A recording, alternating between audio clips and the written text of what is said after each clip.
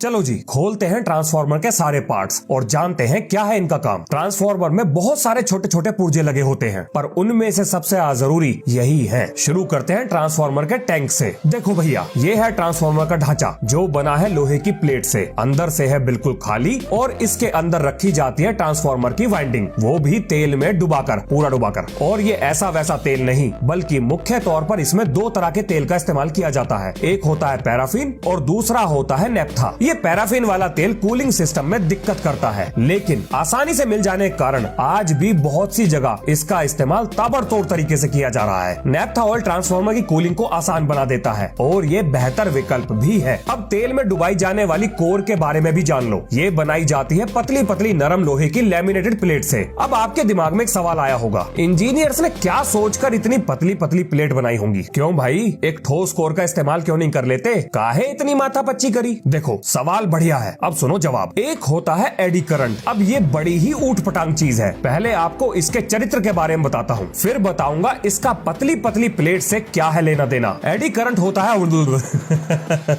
नहीं, मजाक कर रहा था। ये होता है भंवर की तरह। अब पता नहीं इसे काहे की दिक्कत है, ये अपने बनाने वालों को ही दुश्मन समझता है और पड़ा रहता है उसको खत्म करने के पीछे। तो किसने बनाया है इसे? देखो, एक कॉइल में लहराता हुआ करंट, मेरा मतलब एसी करंट, हर पल बनाएगा बदलती हुई मैग्नेटिक फील्ड। अब ये बदलती हुई मैग्नेटिक फील्ड बनाती है एक नया करंट जिसकी दिशा होती है बिल्कुल उल्टी। अब एडी करंट अपने बनाने वाले करंट को ही तार में उल्टी दिशा में बहते हुए खत्म करने की कोशिश करता है ना। अच्छे संस्कार नहीं है इसके। अब अगर यहाँ पर एक दूसरी कॉइल की एंट्री करा दे तो ये बदलती हुई मैग्नेटिक फील्ड उस दूसरी कॉइल में करंट बना देगी। अब इस नई कॉइल में आया करंट अपनी खुद की एक मैग्नेटिक फील्ड बनाएगा। यहाँ सब लोग अपना कुनबा बनाने में लग रहे हैं और इस फील्ड की दिशा पहले वाली फील्ड के बिल्कुल उलट होगी और ये नई फील्ड पुराने वाली फील्ड को खत्म करने की कोशिश करेगी। यहाँ सब लोग एक दूसरे को खत्म करने की कोशिश कर रहे हैं। Everything is fair in hate and war. Web series में गेम ऑफ थ्रोन्स और यहाँ पर गेम ऑफ करंट्स बिल्कुल सेम है, पर दुश्मन का दुश्मन दोस्त होता है। अगर ये करंट इस मैग्नेटिक फील्ड को खत्म करना चाहता है जो इस कॉइल के करंट को खत्म करना चाहती है, तो इसका मतलब ये हुआ कि ये दोनों करंट हो गए एक दूसरे के दोस्त। अब इन दो एक दूसरे के उल्टी दिशा में बहती हुई घोंचू फील्ड को ये बात समझ नहीं आ रही कि जब ये एक दूसरे को खत्म करने की कोशिश कर रही होंगी तो उससे एडी करंट कम बनेगा और इसी चीज का फायदा उठाकर ट्रांसफार्मर की प्राइमरी कॉइल सेकेंडरी कॉइल को पावर ट्रांसमिट करती है।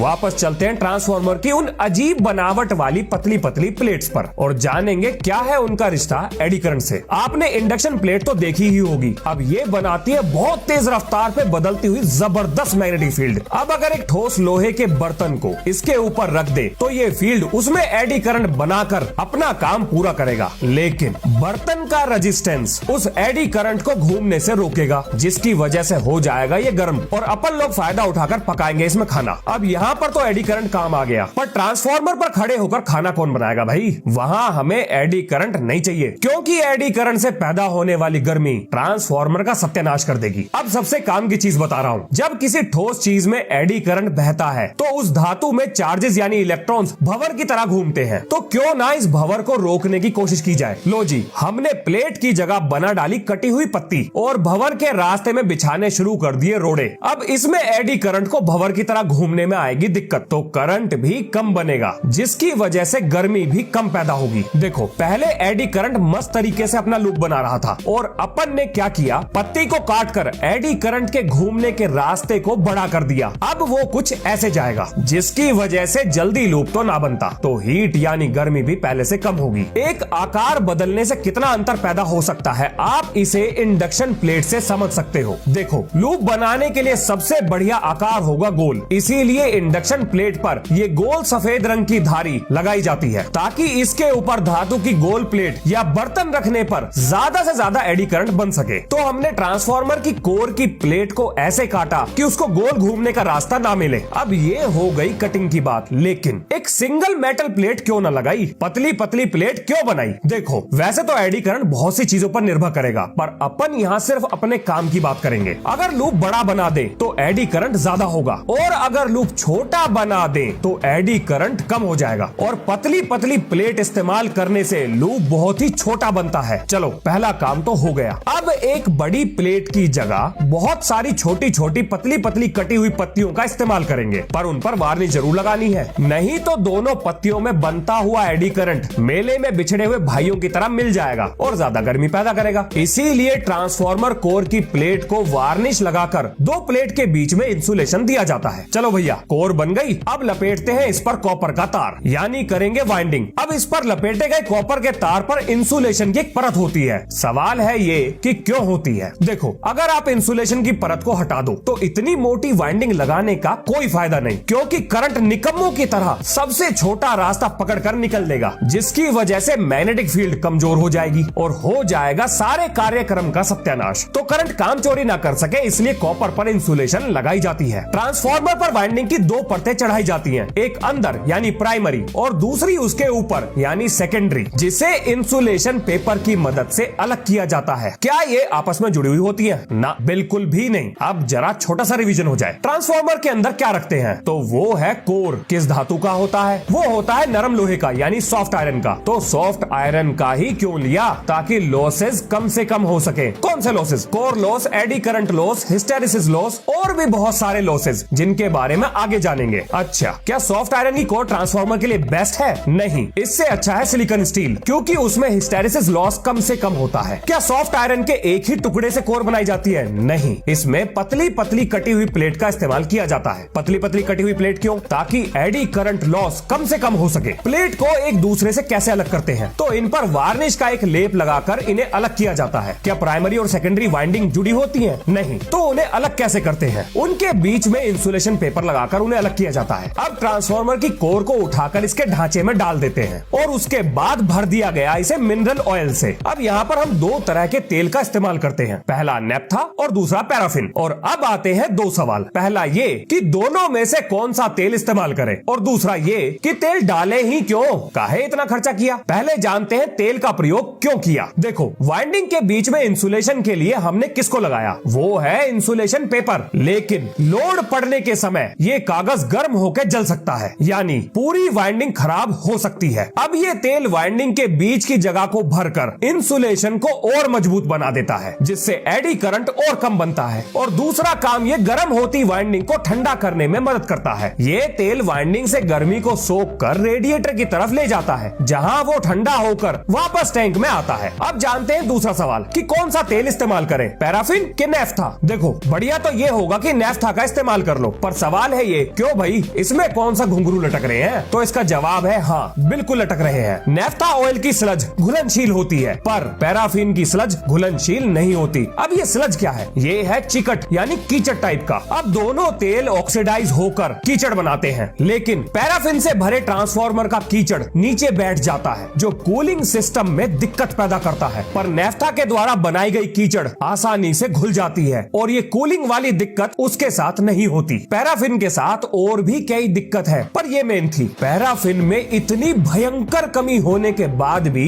ये ज्यादा इस्तेमाल होता है, और उसका कारण है इसकी कीमत और उपलब्धता। ये नेफ्था से ज्यादा सस्ता है और आसानी से मिल भी जाता है। चलो जी, वाइंडिंग को तेल में डुबाकर हमने ट्रांसफार्मर को बंद कर दिया, लेकिन जरा सोचो, समय के साथ साथ थोड़ा बहुत तेल तो इसके अंदर कम होगा ही, और अगर ऐसा हुआ तो ट्रांसफार्मर कभी भी खराब हो सकता है। तो उससे बचने का जुगाड़ भी तो सोचा होगा किसी ने। हाँ जी, बिल्कुल सोचा है। ये जो ट्रांसफार्मर के ऊपर ढोलक टाइप का टैंक रखा है, ये है आपका कंजर्वेटर टैंक। अब इसमें भी ट्रांसफार्मर ऑयल भरा जाता है, लेकिन पूरा नहीं, आधा भरते हैं इसको। और ये टैंक ट्रांसफार्मर से डायरेक्ट कांटेक्ट में होता है। बीच में एक बुकोल्स रिले भी आती है, लेकिन उसके बारे में बाद में बात करूंगा। पहले जरा इसका कार्यक्रम निपटाते हैं। अब यहाँ आता है एक सवाल, इसे आधा खाली क्यों रखा गया? देखो, जब ट्रांसफार्मर पर लोड पड़ेगा तो वो होगा गर्म, और अगर वो गर्म हुआ तो उसके अंदर भरा हुआ तेल गर्म होकर फैलेगा, और अब इस तेल को फैलने के लिए चाहिए जगह, जो अगर उसे नहीं मिली तो वो ट्रांसफार्मर को ही फाड़ देगा, और ये टैंक उसे वही जगह देता है। इसे आधा खाली रखने के पीछे यही कारण है, ताकि जब तेल गर्म होकर फैले तो इसके अंदर खाली जगह में वो भर जाए। और अगर समय के साथ साथ ट्रांसफार्मर के अंदर तेल कम हो तो वो इस टैंक से निकलकर उसको पूरा कर दे। तो बाबू, पैसा तो खर्चा करना पड़ेगा, कंजर्वेटर टैंक लगाना ही पड़ेगा। अब जब तेल गर्म होकर फैल गया तो उसने टैंक से हवा बाहर निकाल दी, लेकिन जब वो ठंडा हुआ तो उसके सिकुड़ उड़ने पर खाली जगह को भरने कौन आएगा? अब आप सोच रहे होंगे इसमें क्या परेशानी है, जैसे हवा बाहर गई थी वैसे ही वापस आ जाएगी। ना, ऐसा तो ना होता। अगर ऐसा किया तो तेल खराब हो जाएगा। वातावरण की हवा में नमी होती है। अब ये नमी ट्रांसफार्मर के तेल के इंसुलेशन और कूलिंग प्रॉपर्टीज को खराब कर देती है। तो इस समस्या को कैसे सुलझाएं? तो इस काम के लिए इस्तेमाल किया गया डिहाइड्रेटिंग ब्रीदर का। जब तेल गर्म होकर फैला तो हवा ब्रीदर से बाहर निकल गई और जब ठंडा हुआ तो इसी से वापस आ गई। लेकिन इस ब्रीदर में लगाया जाता है सिलिका जेल जो हवा की नमी को सोख लेता है। ये आपने बहुत सारे सामान के साथ देखा होगा। बचपन में जब ये किसी सामान के साथ निकलता था तो मैं इसे बड़ा संभाल कर रखता था। सोचा कोनो काम की चीज है, चलो उठा कर रखता हूँ। बाद में पता लगा ये तो सिलिका जेल है, बस नमी सोखता है। अब सर्दियों में अगर इसे गाड़ी के डैशबोर्ड पर रख दे तो ये गाड़ी के अंदर विंड स्क्रीन पर आई हुई धुंध को सोख लेगा। हाँ, ये इस काम भी आ सकता है। अब जब हवा कंजर्वेटर टैंक में जाएगी तो ये सिलिका जेल हवा में से नमी को सोख लेगा, पर अंदर जाती हुई हवा में से धूल मिट्टी को कौन साफ करेगा? तो उसके लिए इस ब्रीदर के नीचे कटोरी लगाई जाती है जिसमें भरा होता है तेल। हवा में से धूल मिट्टी उस तेल में चिपक जाती है और टैंक के अंदर नहीं जाती। अब जैसे ही सिलिका जेल का रंग बदलता है तो समझ लिया जाता है कि ट्रांसफार्मर के ऑयल को बदलने का समय आ गया है। लो जी, ब्रीदर निपट गया। अब जरा कंजर्वेटर टैंक के बारे में थोड़ा और जान लेते हैं। ये कंजर्वेटर टैंक दो तरह के होते हैं। पहला एटमोसील टाइप कंजर्वेटर और दूसरा डायफ्राम सील्ड कंजर्वेटर। इन दोनों में क्या अंतर है उसके लिए कोई शॉर्ट वीडियो बना के सिखा दूंगा। बस इतना जान लो कि दोनों का काम एक ही है, ट्रांसफार्मर के फटने को रोकने में मदद करना। ट्रांसफार्मर में तेल भरने के लिए एक जुगाड़ इसके सर पर दिया जाता है और कभी तेल बदलना पड़े तो उसके लिए इसके नीचे भी एक जुगाड़ लगाया जाता है। इस काम में कोनो टेंशन नहीं है। अब मान लो बहुत ही ज्यादा गर्मी पड़ रही है और लोगों ने धड़ाधड़ एसी चला रखे हैं जिसकी वजह से ट्रांसफार्मर पर पड़ रहा है लोड, तो इसका खून खोलेगा, मतलब इसका ऑयल खोलेगा और वो इतना गर्म हो गया कि मेन टैंक से बाहर निकलने वाला है। तो क्या ऐसी स्थिति में ट्रांसफार्मर को फटने दें? क्या कोई ऐसा तरीका नहीं हो सकता जिससे इसे बचा सके? नहीं, खुश होने की जरूरत नहीं है। आज धमाका देखने को नहीं मिलेगा क्योंकि ऐसी स्थिति से बचने के लिए इंजीनियर्स ने बकोल्स रिले का निर्माण किया। अब ये है एक मैकेनिकल उपकरण, बिजली का कोई लेना देना नहीं है इससे। जैसे ही मेन टैंक से तेल गर्म होकर वेपर में बदलेगा और बहुत तेज रफ्तार से बकोल्स रिले की तरफ जाएगा तो वेपर के कण इस रिले के ऊपर इकट्ठा होकर इस मरकरी से भरे छोटे से टैंक को नीचे धकेल देंगे। अब ये तो हमें पता है कि मरकरी कंडक्टर होता है, तो इसमें एक तार मरकरी में डूबा है और दूसरा टैंक के टेढ़ा होने की वजह से मरकरी से दूर है। लेकिन जैसे ही टैंक सीधा हुआ कनेक्शन पूरा हो गया और अब बजेगा जोर जोर से अलार्म। पर मान लो अलार्म भी खराब हो गया और पता ही नहीं चला कि ट्रांसफार्मर फटने वाला है। तब ये गैस प्रेशर दूसरे टैंक को भी सीधा कर देगा, उसमें भी मरकरी भरा है और जैसे ही कनेक्शन पूरा होगा ट्रांसफार्मर हो जाएगा ट्रिप यानी बंद, बिल्कुल जैसे एमसीबी गिरा के कनेक्शन बंद किया जाता है। पर मान लो आपने क्लास में किसी को मॉनिटर बनाया है और क्लास का मॉनिटर ही पेन फाइट का टूर्नामेंट करा दे तो क्लास में हंगामा तो होगा ही। अब इसी तरह से बुकोल्स रिले धोखा दे गई तो फिर तो ट्रांसफार्मर पक्का फटना चाहिए। अभी भी खुश होने की जरूरत नहीं है, कोई धमाका नहीं होने वाला क्योंकि इंजीनियर्स ने इससे बचने के लिए इसमें एक एक्सप्लोजन वेंट लगाया है। अब ये हाथी की सूंड जैसा दिखने वाला पाइप एक्सप्लोजन वेंट है। जब तेल गर्म होकर सब कुछ फोड़ फाड़ने के बाद ट्रांसफार्मर का सत्यानाश करने की कोशिश करेगा तो ये एक्सप्लोजन वेंट उस तेल को बाहर फेंक देगा और बच जाएगा अपना ट्रांसफार्मर। अब हम ये तो समझ गए कि अगर तेल खोलकर ट्रांसफार्मर को फोड़ने फाड़ने की जिद पर अड़ गया तो हम ट्रांसफार्मर को कैसे बचाएंगे। लेकिन क्यों ना कुछ ऐसा जुगाड़ करें कि तेल को खोलने से पहले ही रोक दिया जाए। मुश्किल है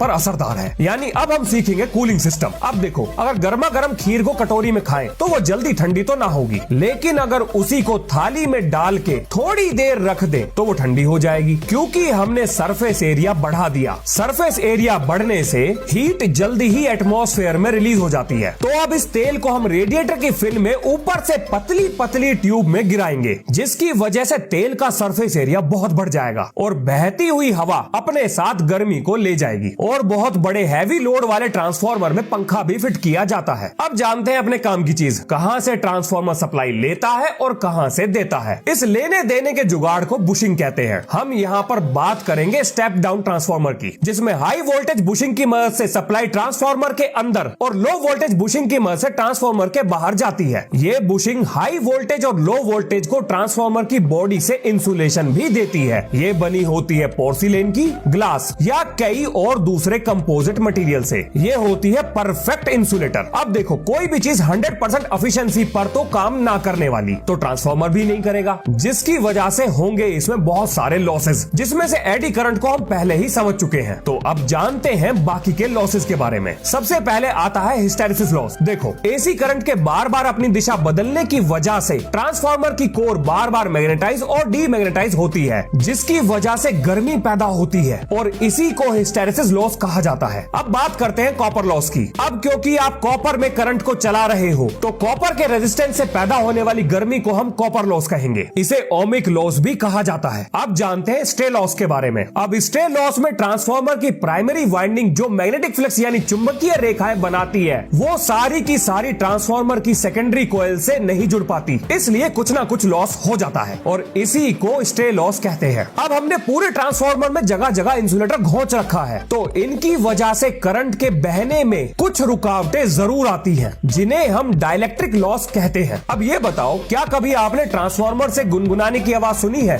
सुनी तो होगी। काहे भाई, काहे गुनगुनाता है ये? देखो, जब भी मैग्नेटिक फ्लक्स पैदा होगा तो वो जरा मरा ट्रांसफार्मर की कोयल की शेप को बदलने की कोशिश करेगा और ऐसा बार बार होगा और इसी वजह से अपना ट्रांसफार्मर गुनगुनाता है। इसी को मैग्नेटोस्ट्रिक्शन लॉस के नाम से जाना जाता है। ट्रांसफार्मर की खोज कब और कैसे हुई, इसकी जानकारी पार्ट 1 में दी गई है, जो आपको पिन कमेंट, डिस्क्रिप्शन और आई बटन में मिल जाएगा और एंड स्क्रीन पर भी लगाई है। लो जी, खत्म आज का प्रवचन। वीडियो बढ़िया लगी तो लाइक मारो और ज्यादा बढ़िया लगी तो शेयर मार दो और बोलो मेरे संग, जय हिंद जय भारत।